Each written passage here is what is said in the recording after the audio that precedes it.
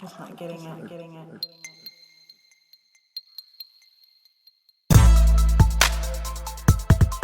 My first job I had, I guess that could be bad too. I worked at Taco Bell and I worked the closed shift. So, Taco Bell's open, well, I think they might be open 24 hours now, but at the time... So every drunk asshole within 2.5 miles. You got it. 1 o'clock bar rush, 3 o'clock bar rush. And we had a rule that it had to be 5 minutes between cars coming through the drive-thru before we could close.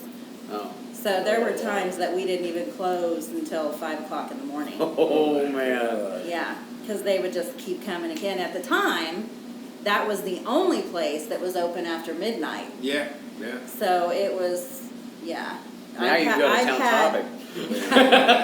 I've had people trying to dive through the drive-thru window at me. I had people, trying to not pay and drive off.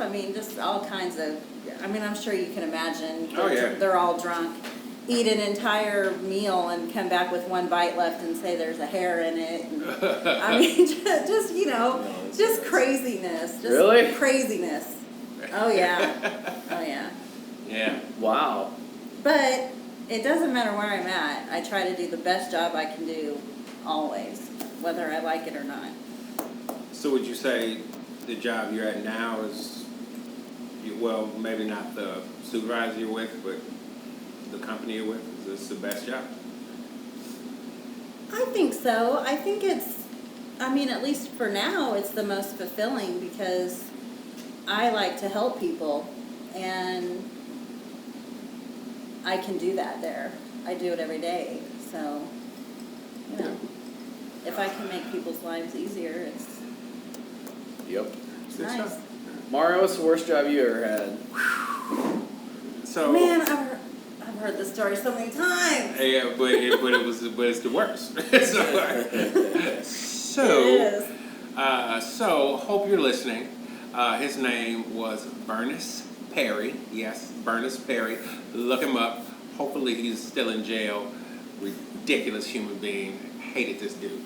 Anyway, so I was between jobs, and a friend of mine's, one of my best friends, his girlfriend at the time was working for Mr. Perry, and he ran a kind of small rehab construction and small property management company. Right. So he needed a project manager on the construction side. Now, he wasn't paying for shit, but, I was between jobs, 10 or 11 bucks an hour. It's nothing, but I'll take it because I'm between jobs and, whatever. So I get there. Immediately, I could see that this dude is a jerk, but, I need the money at the time, so whatever. But what he would do is, he'd do so many things, but in particularly to me, he would, he'd ask you to do something. You do it, and then if it didn't turn out the way I guess he thought it was supposed to turn out in his mind, he'd tell you, I never told you to do that. Yeah. So, but just from my working experience, talking about the temp thing, I worked so many temp places for a while, I learned basically just to write everything down. So I wrote down everything he said because I didn't want to get it wrong. So, he'd be like, Gibson, I never told you to do that. Actually, you did, and this is exactly what you said, and I'd read it back to him, and you told me on Tuesday the blah, blah, blah, and he'd be so mad, but he couldn't do anything because he knew I was right. Yeah. So then he started trying to give me just crappier and crappier assignments. And remember one time he was trying to rehab this one building and turn it into condos. He was turning it into a mixed-use property. So it was going to have some retail space on the ground level and condos above. And it's the middle of Chicago, middle of winter. Oh, fuck. So, and it was basically an abandoned building basically. So trying to keep the pipes from freezing, and all this kind of stuff. He actually asked me one time to go in.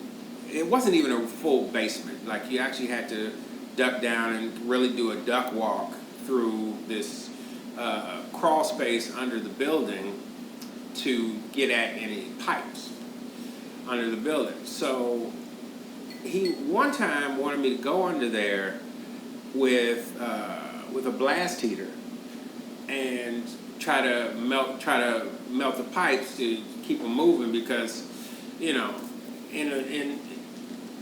the dead of winter, pipes freeze, they burst. It's going to cost you so many more thousands of dollars trying to replace pipes, But here's the problem. A blast heater is meant on like a job site, during the time that you're going to be there. So you're going to go, you're going to turn the blast heater on. He wanted me to get up in the middle of the night and go and put more fuel in the thing. Shit. So got into it with the dude. He's cussing me out. I'm cussing him out. You better pay a crackhead to do that shit. I'm not doing it. I don't know who you think you're talking to. And he's a tall guy, and I'm tall. I'm 6'1", but he's actually taller than me. He's probably 6'4". Yeah. So I think he's used to people just doing whatever he says because they're intimidated. I just wasn't intimidated, and so I wasn't doing it. And so every time he tried to give me some super crap assignment and then try to jump down my throat, I remember one time there was a unit that homeless people I guess kept breaking into, so he was like, he wanted me to nail it shut. And so I'm like, yeah, that's fine. I went over, I nailed the thing shut. I must have hit it with at least 10 nails. No, as a matter of fact, no, there were nails. I was trying to think whether did I actually screw it shut, but there were nails. So I nailed the thing shut. A couple nights later, some very ambitious homeless person broke in there again, and I think they stole some copper, and so he got mad at me. I told you to nail the thing shut, and I said, hold on, dude. I did nail it shut. Apparently, they really wanted in there. Yeah. So because they would have had to have freeze depth to pry the nails out to get in there, and so we got into it on that. I remember one time his son's name was Max, who was also a tall, kind of lanky kid, and he actually pulled out the Darth Vader, because they were getting into a real shouting, cursing match in the office in front of the rest of the staff. He actually pulled out the, Max, I'm your father, and he was like, and Max basically said, man, F you, and who you are, and they started scrapping. So what sent this dude to jail? Oh, come to find out while we're there, he was doing something he called credit investing. Yes, your bright eyes signify exactly. I know exactly what he's involved. Yeah, exactly. So, what he would do is, let's say you, Chris, you need some money. You're very, very low income human, and so he'd give you like $2,000 or $3,000 to use your good credit to buy property, which, had he actually done what he said he was going to do, would have helped out everybody. It would have brought their credit up more. He would have got the property that he needed. Everybody would have happy. But what he was doing was defaulting on everything. He wasn't paying any mortgages. He was defaulting on the loans. And he asked you, he would ask you to credit invest for one property. But he would credit invest you on like 3 and 4 properties. So he was foreclosing on several properties in your name. Oh, it was horrible. Wow. So by the time he was gonna let me go, which he didn't even have the courage to do himself, he had my friend's girlfriend who had been working in his office for several years. He had her let me go, and he went in his office and locked the door And hid. and hid until I was off the premises, because he knew that wasn't going to go well. And, No, sir. and like the anonymous female said, when I was at a place where I could have easily done him bodily harm and not felt bad about it at all, I knew it was time to go. And so when she was like, I was like, you know what, fine. I kept looking at his Porsche on the way out, because all I was thinking, there's a lot of loose bricks around here. You didn't fuck that shit up? I didn't. I actually still regret it a little bit to this day that I didn't. It's probably better. So That's the how kind many of years person did he that serve in calls and state puts pen? in You know what? jail. I don't know, but I do remember maybe a few days, before he asked her to let me go. Let's go pick him up. So I remember this dude.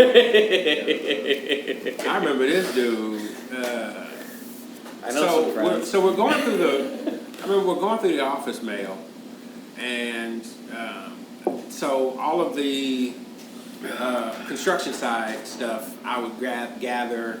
I go through, see if there was anything that directly pertained to me. If not, I would hand it off to her. And I opened this envelope kind of not even thinking. I opened it up, and I noticed it is the business license for John Home Construction, which was the name of the company. And and once again, as I'm literally handing, and I pull it back, because I'm literally handing it to her, pull it back, and I go, hey, I know you've been working for him for a long time, but are you guys this cool?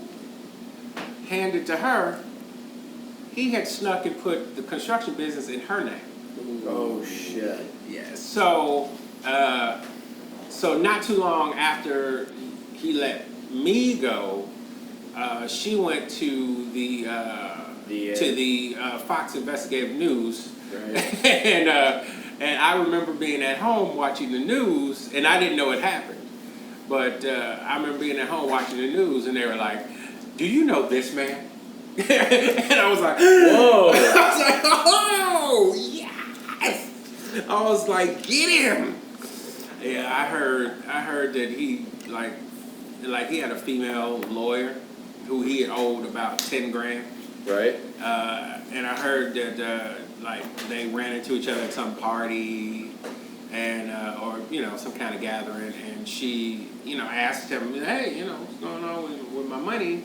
And then they wound up getting into an argument, and he physically hit the woman in the face. Oh my God. Like, yeah, he was a horrible human being. Like, This guy's out of control. Yeah, that's what I say. I hope. Man, he makes me look like a saint. Like I say, I fully hope he is still in jail. Yeah. Because he was a horrible human.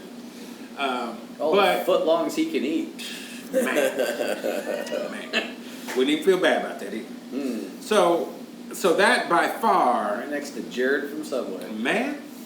So that by far was my worst job. I used to work retail, and I used to think, just the hours on retail, especially during like holiday season and stuff like that, was the worst, because the stores close at 9 or 10. You might not get out of there at 12 or 1 because you're restocking and trying to refold the store when a pack of ravenous indigenous came in and tore the place in half. And but in retrospect, all the retail I ever worked, whether it was clothing or I actually worked for Circuit City as a salesperson for some time, and all those jobs actually were really good in preparing me for it's actually the same thing, that the anonymous female said, just prepare me to deal with people. Yeah. Yeah, I remember working for Eddie Bauer a couple seasons, and I was in Seattle at the time working at one of the flagship stores, and it was actually not far from corporate headquarters. So it was actually a store. It was a flagship. It wasn't the flagship store, but it was basically a flagship store because it was the store that was literally on the way back into Seattle, Right. from Redmond, where the corporate offices were. Oh, that's where Microsoft is. Yeah, they're on Redmond. So it was A lot of money coming back. it was a lot of money coming back from there. So our store did crazy high volumes, and I wonder why. and all of the corporate staff shopped in our store. Yeah. So so I just kind of learned just treat all customers the same. You know, if this is the service I would like to have, then provide it for that customer. And I remember one day I came into work and they were like, you know, we've got our morning meetings before the store opens, and we've got a letter, you know, that came in for one of our staff, and I was like, oh, okay, cool. You know. Letter. And so I'm like, oh, okay, cool. But it was the nicest letter, basically just saying, hey, I had went above and beyond and helped this couple out, and they were doing all of their holiday shopping, and it was a really nice letter. But at the end, come to find out, and as they were reading the letter, I remembered the couple. I was like, oh, I remember that couple. And but as they were reading and they got to the signature, it was the COO. Oh, wow. Yeah, and they were like, so how did you know? I said, I didn't know. I'm like, this is what I did for them, I would have did for anybody. Right. And so the next... He mystery shopped your ass. Basically. So the next time, it wasn't even a letter. The next time, Send a check? Would have been nicer. Our general manager caught wind that our CEO was going to be coming in to shop the store. He wasn't even doing a mystery shop. He was just coming in and he was going to spot shop the store. And so he was walking around and, oh my God, I don't know what to do. And, but when he walked in, I was just happened to be the one that greeted him, and he started acting like a customer. And I knew his name, but I had never seen his face. Mm-hmm. The CEO at the time, his name was Rick Firsch. And I said, what's your name? What's your name? And I said, my name's Mario, whatever, blah, blah, blah. Well, what's your name? Rick, good to meet you, Rick, blah, blah, blah. So I'm going around and I'm literally just helping him shop like I would anybody else.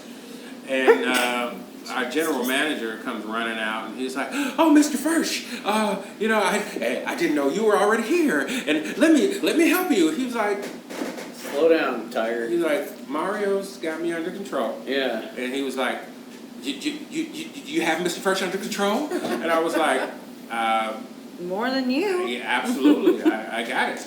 And so, before rinse your mouth out. it was ridiculous. It was ridiculous. It was ridiculous to the point that Rick didn't want to. If he was shopping for real, they would call me because I didn't live far from the store. It was at a point where if he was coming just to shop, he was like, "Is Mario working today?" And they were like, "He's not on the schedule, but hold on." And they called me to see if I was at home. They were like, "We'll pay you double time. Just Mr. Firsch is coming to the store." I'm like, "It's fine. I literally live 4 blocks from the store. I'll come. It's okay. I'll come. I'll help him out, and I'll go home." And so it kind of became, but that taught me so much about just not Treating everybody Yeah, like just- you're a CEO. Yeah, just I mean, at the end of the day, he didn't want to be fawned over. He just wanted help, and that's the attitude I've kind of brought to That's good. the company I'm with now, and how I deal with and treat. I work for an association now, and how I deal with the people that I need to service is the same way. I just, Hey, dude. yeah, like, oh, you need this? Okay, cool. And let me pull that together. I mean, there are definitely times that, like I send out educational materials. So there's definitely times when that you've told me you have a class of 30. Yep. So I pulled all the materials together and I've shipped them to wherever your location is. And then the next day, you're like, can I get 2 more? No. Like, that drives me a little bananas. Yeah. But they never know that, and I do what I need to do, and I get them, and I get them out of the door. Sure. And there's clearly emails that should go to somebody else, but because they've dealt with me and had a good, good working relationship with me, they email me asking for things that I'm gonna have to forward to somebody else anyway. Yep. But because, I'm not, I remember my supervisor was like, your emails aren't always as professional as they should be. And I was like, well, They're as professional as you need to be for the person you're sending them to. exactly. I says guaranteed. There's only 3 emails I generally initiate. And the ones I initiate are very structured. But for everything else, they're asking me a simple question and they just need a simple answer. Asked and answered. I'm like, hey, can you send me 2 more? Sure thing. I was- I'm like, and that's it. Talking about professional, I was meeting with my old boss today, tying up some loose ends, and he was typing up an email while he was annoyed at the person he was typing it up to. And he was reading it and fixing it and reading it and fixing it. And finally I was like, you're going overboard. You need to delete everything that last paragraph.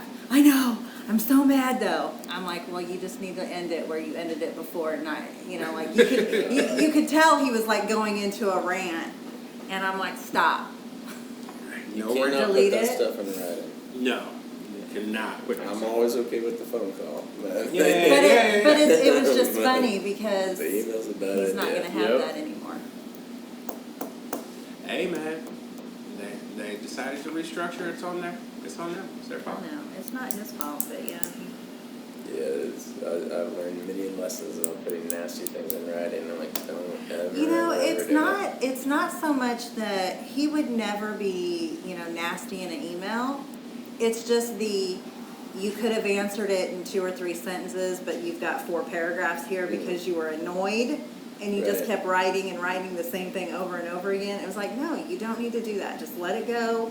Send it on. You answered her question. Just go. Exactly. You're right. Yeah. I have learned you don't have conversations or write emails when you're mad. No. Ever. Jesus. Bad idea. Yeah. I still get in trouble for that. I actually have a coworker that I started with. She was an admin with me that I will still send emails to and say, how does this sound? Because it's from my perspective and I'm mad. So it's not going to sound like I want it to. Wow. And she'll say, well, you might not, let's try this. It's the Abraham Lincoln philosophy. He once wrote one of the nastiest letters of all time to McClellan after McClellan failed to follow up on an actual Union victory, which would have ended the war. And he wrote him just the nastiest letter Ripped of him all in half. time. Put it in his drawer, and they found it there when he died. Never sent it. So I just said, give it a night. Yeah. You would send these things on. And I don't ever put the to when I'm typing the email because I have accidentally hit send. Not not like a mean email, but definitely one that wasn't finished. I prefer to cost people verbally because there's no record of that. It's way better. Yeah. So it works As so long much as better. nobody hears you. Yeah, just rather tell you. No, that. no. You chastise in private, you praise in public. Yeah. Yeah, that is absolutely correct. That is absolutely correct. So now that you Best. Oh my gosh! Can I segue for a second? yeah, go ahead. The best thing I ever heard was my first sergeant. You understand? My first sergeant when I was a commander looked like Mr. Clean. I'm serious. 6'5", 280. He's a backup lineman for Alabama. I mean, just this huge It's a dude. mountain of a man. Right. From like deep Alabama. Right? And I could hear him booming through the walls at this subpar NCO because I'm not gonna lie, I was a very traditional officer where NCO business would be handled by NCOs being sergeants. Right, and First Sergeant loved that. And I could hear him saying to him, "Sergeant, do you have a family?" And the guy was like, "Yes, First Sergeant, of course." He said, "Okay, I'm curious if you wish to continue feeding them."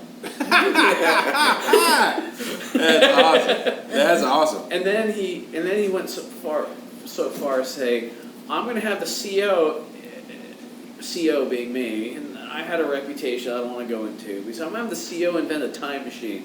Now I'm going to go back in time, and I'm going to punch your mother in the face because she should have swallowed your ass." Oh! Wow. That's a good line. Super awesome. I was like, "Oh, I'm glad that's not an email." That's not an email. That's awesome. So now that you guys Is everybody offended? Good. I'm super offended. Yeah, now that you guys are captains of industry, you have anything that you wish you would have known before you started down the business path you're on? I'll defer to Chris. The only times I've ever gotten in trouble is when I let things get outside of my control. Like, I lost $500,000 on a restaurant once because it was in Lincoln, Nebraska, and I kept constantly having to drive up there, and it became a distraction to what my real business was. And we're a service-based business in the production industry. You literally live job to job, so Yeah. you'll be fine enough. So that always made me nervous. I'm like, no, I need some real assets and things, and stuff. So it sounded like this was going to be a great idea. Had a partner who, had done it before. I had owned another one of these franchises in Kansas, and so I was like, okay, we can totally make this work. Well, my partner really kind of bailed pretty quickly on it. Did not. With your money, by the way. Yeah, I mean, we split it, but I mean, he did not follow through on what he said he was going to do, and did not have the knowledge that he claimed he had, in terms of running the business. And so it just ended up me driving up there every Thursday night, working. We were open until like 3 in the morning, I think, because it was a college show. Yeah. And so I would drive back on Sunday night once the day was done and go back to work at Liquid 9. And we were still trying to build that business too. And it was a major distraction. And that was the worst thing I've ever done, is just don't let yourself get distracted. Keep But your you mind. learned from it? Yeah. Well, $500,000 later, yeah, it's a hell of a lesson. God, that's a So, huge lesson. you don't forget. I mean, it is, That's a fucking huge but you've never Yeah. made that same mistake. No, but I would never let myself do it again. Yeah. Yeah, Dad, my God. that would hurt. Yep. Yeah. What about you? Oh. Identify the market before you even think about providing the supply. That's a great one. Yep, that makes sense. It's so much easier, like, I don't even know where to go with this. It's just so fundamental. Everybody screws it up at least once in their life. Yep. Once you get burned by that, you never forget that lesson. It's like, I forget, it was Warren Buffett who said, if I'm opening a hamburger stand, what's the one thing I'm going to do? And he'll wait for you to respond with whatever stupid answer you can think of. And he'll say, no, I'm looking for a starving crowd. Makes sense. Amen. Yeah. Yes. Yeah, at the end of the day, these people need Yeah. food. So control what you can control, and know there's a market for what you're. There's a market for what you're selling. Yeah, absolutely. I'm so proud of you guys. No cursing today. I'm trying. I heard it. I heard that restraint. Yeah. Not bad, not bad. Well, I have learned a few things. And I think since we don't have any new people, we're not going to be playing any of our games today, and that's okay. So I think we're going to end in what I am now going to call Rio's Corner. Rio's Corner. I like this. Perfect. Can we insert Brexit at the end of it? No, I'm serious. This isn't self-promotion. This is knowledge that everybody listening needs to understand and execute tomorrow. They'll be a lot better off. You're absolutely right. All right. So in Rio's Corner, I decided that one of the things I and actually the anonymous female both love, and I think Chris too, that I know of, is quotes. Well, it sounds like Lane too. Yeah. A few. Yeah, I've always been into quotes, and so I found a few that had to do with work and hating your jobs. First, I'll give you the funny quote I found. It says, "Oh, you hate your job? Why didn't you say so?" There's a support group for that. It's called Everybody, and they meet at the bar. Yes. The next quote I found, a boss creates fear. A leader creates confidence. A boss fixes blame, and a leader corrects mistakes. A boss knows it all, and a leader asks questions. A boss makes work drudgery, and a leader makes it interesting. And lastly, for Rio's Corner, experience is not what happens to a man. It is what a man does with what happens to him. Yes. And with that, I will close today's podcast with the same toast that I close every podcast. It is the toast that kind of got me into this, and that is the good times with good people. Yep. Hey.